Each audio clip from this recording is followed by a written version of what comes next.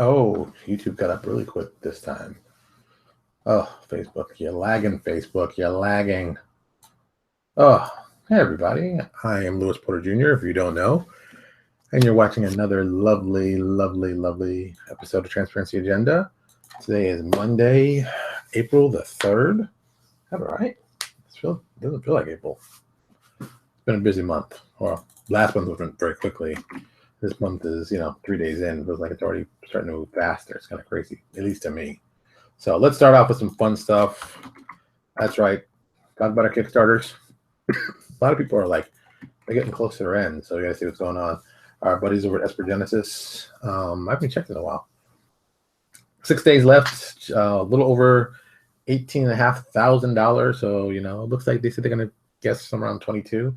That seems about right. So that sounds interesting and fun. Let's see. I missed that one. Sorry. Let's see what the big monster is doing, aka Rising Sun. When I checked it earlier, it was like 4 million. I'm pretty sure it's probably still at 4 million because they've only got 2 hours left. Oh, geez. And it jumped, of course, again by like 30,000. It's still ticking up faster, too. So 4.1 million is what they got so far. I thought they were going to 4 million. I said it before. It's probably going to be a $4 million day for these guys. It looks like they are on the rack to do that very, very well. It amazes me it's going to be that kind of money, especially for a company that kind of really doesn't need it, but it's nice they can, they can get from their customer base. I'm pretty impressed. Our buddies over at Bloodlines and Black Magic, they've gotten over their initial pledge of 10,000. They're at 10,693. They still got 10 more days to go, so they still got a lot of space to do some cool stuff. So if you're looking to pick something up, I would go see them and acquire what they have. And last but not least, our buddies over at Arcanus, 37,000. They still have 18 more days to go, so this thing can get a lot bigger and a lot crazier, which I do appreciate this going to be doing that. So that's kind of cool. So with that, we're all caught up. Did I not put all these up? I'll put these all up, of course, for everybody. I'll just let them here real quick. And other people watching, just in case you want to check the threads out. You'll see it in the show notes, or you can just check it now through the lovely goings on here. But so tonight, I think we're going to talk about something fun and interesting because I've been doing some research and talking to some people and doing fun stuff. And I use the word fun like an adjective because it really wasn't a lot of fun, but it's a lot of business fun. And everybody knows we've been talking about organized play. I've been really getting to that lately. I've been understanding more and more about it, getting some more ideas from it, seeing some stuff, seeing what works, seeing what doesn't work. And I'm really liking what I've seen so far. But I also want to know, are we doing stuff that we could be doing different or better? So with that, let's talk about the important question. Pathfinder society versus third-party organized play. And I don't want people to think it is like one against the other. That's not the point of this. But we want to compare what can be done different so you don't actually copy society. But let's be honest. If you're going to do this, and I mean for anybody, not just me, because I mean we're doing it, but just for anybody, you don't want to copy what society's doing because that's not going to make you anything different. I think society has a long history connected back with, Living Greyhawk and the whole RPGA and doing that. I think at the time, and still, even not gonna say even up to today, it's important, but I think the playability could be changed. I've talked to the guys at Paradigm Concepts about this. I've talked to several players about this. The biggest difference that's going on, I think, now with gaming than it was, back in the late 80s, 90s, early 2000s, it's the mindset of, kill monster, get treasure.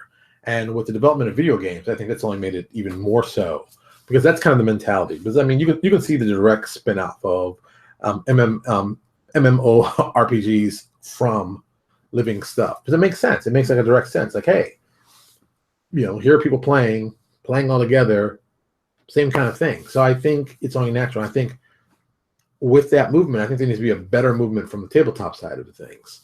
I think the stories need to be better. I know a lot of people who just said, I played adventures and it just didn't matter what happened.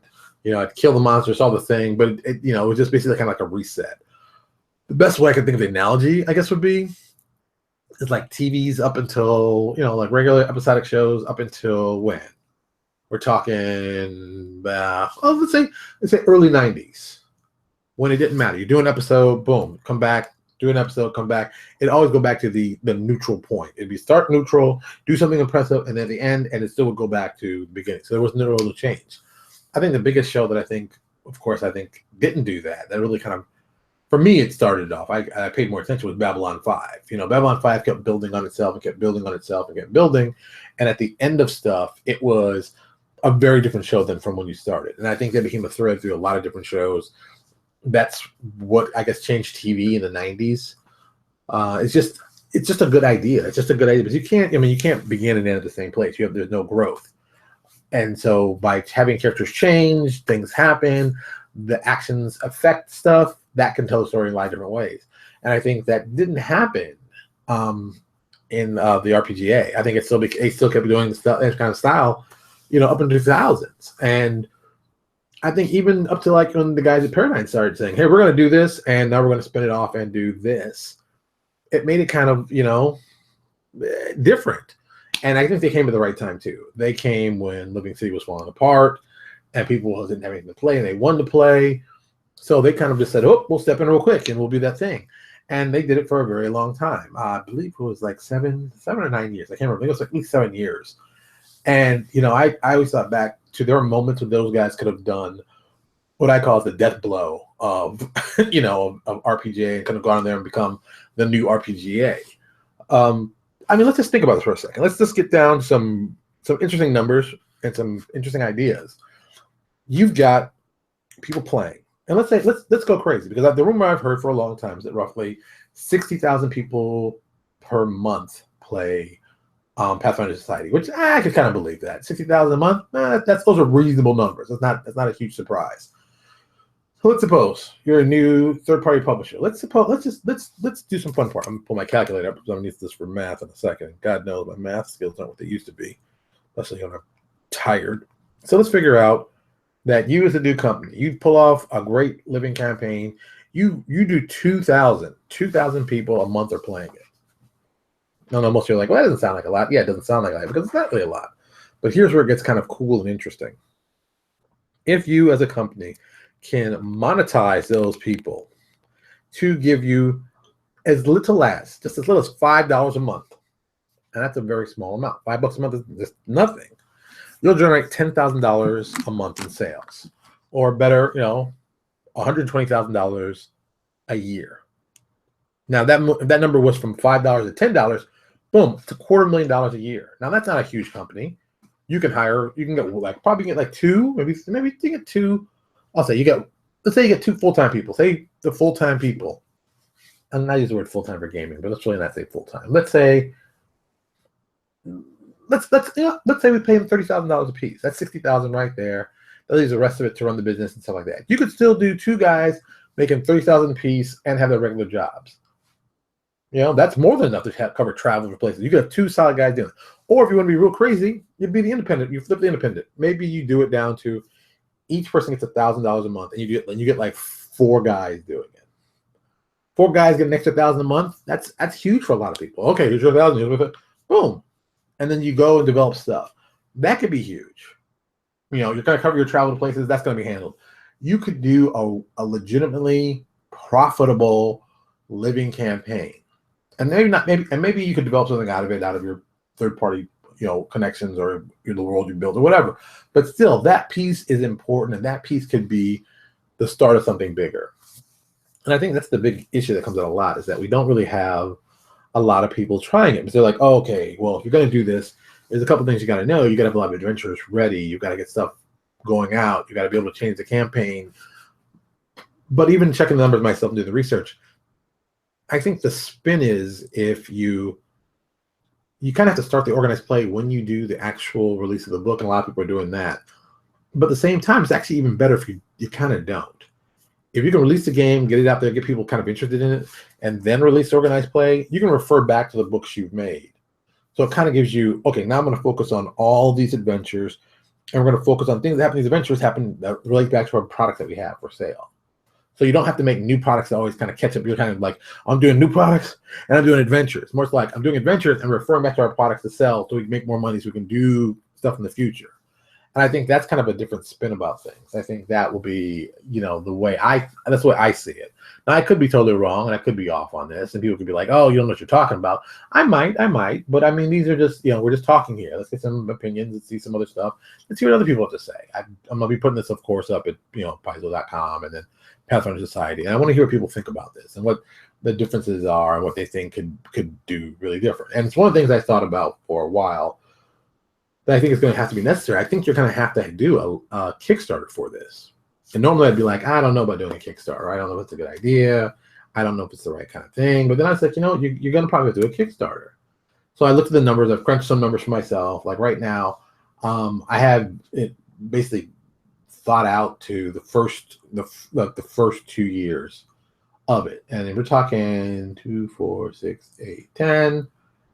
Like if you do the first year of products, including Battle Interactive and some other stuff, and also the most important thing, I mean, even possibly giving away all the adventures for free, because that's something else we'll probably talk about if you got a few minutes. I'm looking at, that the first year, we're talking with everything said and done, we're trying to, we talk about like nearly $20,000. And, all the adventures we're going to do. And there's a lot of adventures. I mean, there's a lot of adventures in this thing. And it's, it's a lot of money just going out that you may not be able to recoup, that you may have to figure out a way to recoup it. So I don't know. I think that's going to be interesting. And then you go for year 2, where it gets even more. Because I mean, think about it. If you start this thing out and say you do 10 adventures the first year, the following year, you're going to have to at least double that. I mean, like minimum double. And I'm being nice. I say minimum. It's probably a lot more than that. So, I mean, like our second one is like 2.5 times what we did for the first one. It's just like, it's a lot of stuff. And the money attached to it the numbers get really crazy. 1, 2, 3, 4, 5, 6. There it is. Like year 2, you're talking 29,000 if you do it right with all the adventures and all the stuff you want to add on to it, and then give it away for free. It gets very expensive, and a Kickstarter might be the only way to do it correctly. And the rewards you have to give the people, you can't even really kind of give them product. You have to give them something else that they find interesting they could use in game. I know one of the ideas that we came up with was, I know for Neo Exodus Legacies, I said, hey, and this is something I haven't told anybody, so you guys are listening to this all live. It's like I have to approach a lot of the third-party guys and say, hey, would you be interested in having, like, maybe you could add one of your races to our game and play it in the game zone, the core races? Because technically, when you play Legacies, you can only play from our core races. And I don't mean like the Pathfinder core ones. I mean just the Neo Exodus core one. So initially, we have no elves, we have no dwarves, don't have none of that stuff. What I kind of want to do is go, hey, let's talk to third-party guys. Say, hey, Kobold, hey, you got those Gear Forge? We'd love to include our Gear Forge in there. Let's make it a reward at a certain level. So we get to a certain point, we'll offer it to people who can play Gear Forge. How's that sound? And then you just do stuff like that. I mean, I think that could be the easy way that you get other third-party guys on board. And with that, I mean, if you start doing well, and these guys are making the product that's connected to your product, you can kind of like, oh, okay, this is what we did to do our living campaign. Maybe you guys want to tag on and maybe do some adventures, and we'll add them to our stuff, and we'll do like that. And that happens all the time. I mean, that's a pretty standard thing to do. And I think you can get more third-party guys to jump on that way instead of saying, okay, you guys start from the bottom up, build it up, and then if you're lucky, you can get it out there. Because I think there's going to be a lot of people fighting for space to do that. And if you really don't understand, how organized play works or what's necessary, who's involved, and on top of it, like who can do the work? Because, one-man shops are almost impossible to do this because you got to write it, you got to lay it out, you got to play it, there's a lot of moving pieces. Excuse me. I just don't think everybody has the time and ability to do that. It's one thing that kind of irks me. That it's going to be tough to do, and even with me, I've talked to some people. I've got guys in place to do this. We've talked about how we're going to have we're even having a year 0 before our year 1, so we're developing that right now out of pocket. So we're hoping that we can do enough cool stuff with the year 0 that gets interest that we have the Kickstarter, do year 1, and then continue on from there. But it's going to be tough work. I mean, we're asking for a lot of adventures to be written. And we're talking about a lot of adventures to be written kind of before we've even seen if this thing could possibly work. Now, I think that the people who play Pathfinder Society who are probably Yeah, I wouldn't even call it like a Neo universe. It's a it's a simple multiverse, a third-party multiverse. And everybody talks about doing it, but we all don't. We all have our own business and all the time. We don't have time to do it. So it's like someone's got to go. Okay, I'm gonna be the guy who does it, and I'm gonna bring everybody else on the ride with me. And it's gonna be tough, but I'd rather do that than just wait to maybe someone will do it, and maybe someone won't. And why don't we just figure out ways to do it that everybody can do it and everybody can be happy with it? Because I don't see. I mean, I don't see ourselves in competition with Pathfinder Society. That's just stupid. They play the game a very specific way for a very specific reason. We don't have to make a product that's like them. We get to make something totally different, but at the same time, we get to use their rules they've helped develop with their organized play. And let's be honest, organized play is a beast in every sense of the word. And I can only guess of the craziness that will happen when I get this thing done. I mean, I'm not going to lie. I'm going to be thankful I can hire on some good people to help work on this, some good people to help out with this, and just to keep the basic level of insanity to normal. So I can only guess, if it becomes really successful, you're going to need a chair and a whip and probably a gun. So, I know the guys at Paizo who work very, very hard, and it's a very hard job to do. But I think that, looking at it from what it is, I think it's a marketing play. I think it's always been a marketing play. I think people trying to make it something else, it isn't. Look, it's marketing. It's 100% marketing where you basically toss a lot of money at a problem and you fix it by playing it over and over and letting people do cool things. And, more importantly, let the story go to what they've developed. And I think that's the cool part. I'm going to go back to one of the original ideas I've always come up with with the whole thing. I think it should run, once again, I've said this millions of times, so this is nothing new. I think if anybody's smart, you're going to run it from Gen Con to Origins. So it's like, 2017 to 2018. And Gen Con starts it out. Winter Fantasy, whatever time it is, that would be the midpoint. You'd find some way to tie that in, and that'd be the midpoint, or some con near that time, which would be like the midpoint of the season, like any television season. And then the ending of the season would be Origins.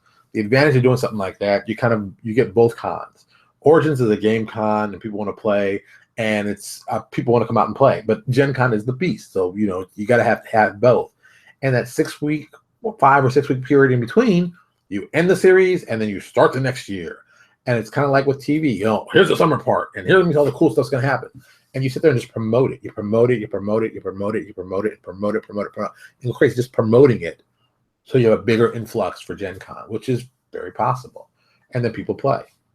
And then people who are interested who like it, they go over to your booth, or they go to your area, or they go to wherever, and they buy it right then, right there on site, cash in your hand, and you got a new fan.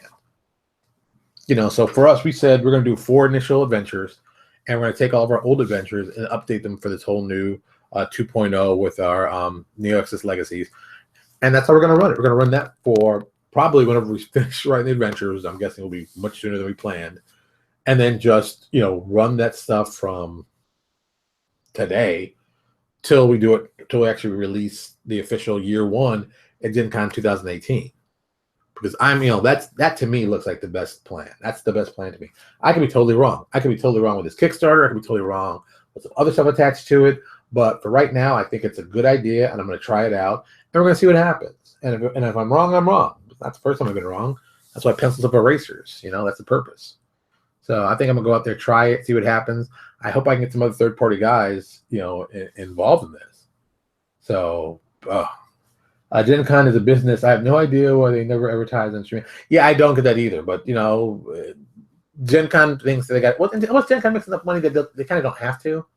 But I think it'd be smart. But what do I know? Like I said, my end goal is to get this thing played as many cons as possible out there, people enjoying it as much as they can. So that's the important part. That's what I'm looking for. All right, that's it for tonight. Just talking more of this stuff. I'm probably gonna be talking about this for a while. So I know it might bore some of you, but I think if you're in the business, this is stuff that you might want to check out because I think there is going to be a future in this. I think even Paizo saying they're doing their Starfinder society should tell you how important they think organized play is. So just something to think about. Just something people could think about for the future. I know I am. That's all I'm saying. All right. So we've had a good night tonight. I'm going to move and do some more stuff, and then I'm going to bed. But as always, thank you all for watching. Come by tomorrow. We're probably going to be talking about some more interesting stuff. Maybe some crazy news will pop up. We get to talk about it online. We'll see. But that is that. So, hey, I'm Louis Porter Jr. Thank you for watching Transparency Agenda. As always, subscribe to our YouTube. I think I'm putting it the right way. I'm saying this is what I say. Subscribe to our YouTube. If not, subscribe to us on Facebook. You can subscribe under me personally, or you can go to our website. Either way, you can check us out. Subscribe, watch, and you'll see all the fun stuff we're doing. Plus, you can hear about the crazy stuff we're going to be doing with this whole organized play. It might be fun or just crazy. You never know. All right, everybody. I'll talk to you later.